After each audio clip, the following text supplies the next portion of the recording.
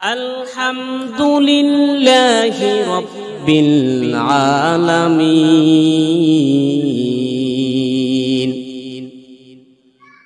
আল্লাহ রাব্বুল আলামিন বললেন, বিসমিল্লাহির রহমানির রহিম। পরম করুণাময় শুরু করছে আল্লাহর নামে। আলহামদুলিল্লাহি রাব্বিল আলামিন। সমস্ত প্রশংসা ওই আল্লাহর। সারা পৃথিবী যত সৃষ্টি হয়েছে আল্লাহ রাব্বুল আলামিন আমাকে যা দিয়েছেন, আমি যা খাইতেছি, আমি যে পোশাক পরতেছি, আমি যে দুনিয়ার মধ্যে এসেছি, আমি যে বেঁচে আছি, আমাকে আল্লাহ সংসার দিয়েছেন, সন্তান দিয়েছেন, স্ত্রী দিয়েছেন, বাবা মা দিয়েছেন।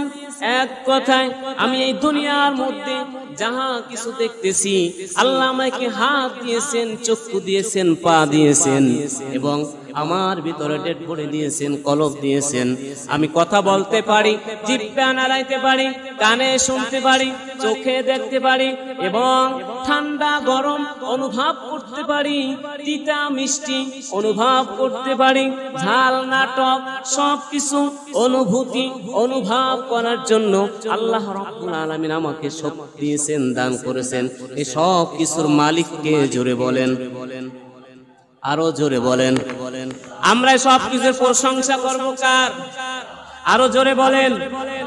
আমরা সব কিছু প্রশংসা করব এক আল্লাহর।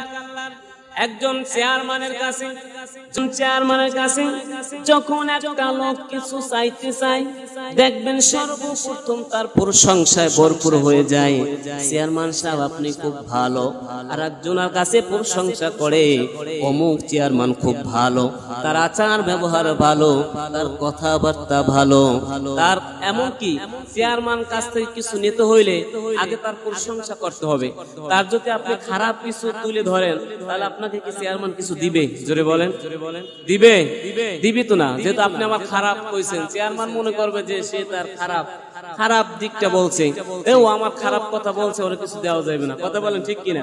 যখনই আপনার একজন চেয়ারম্যানের কাছে, একজন মেম্বারের কাছে থেকে কিছু নিতে চাইবেন, তখন তার প্রশংসা তুলে ধরার পরে চেয়ারম্যান সাহেব মনে করে আসলেই তো সে আমার প্রশংসা করেছে, কিন্তু ভিতরে যে কি আছে সেটা তো আর দেখে না। কথা বলেন ঠিক কিনা?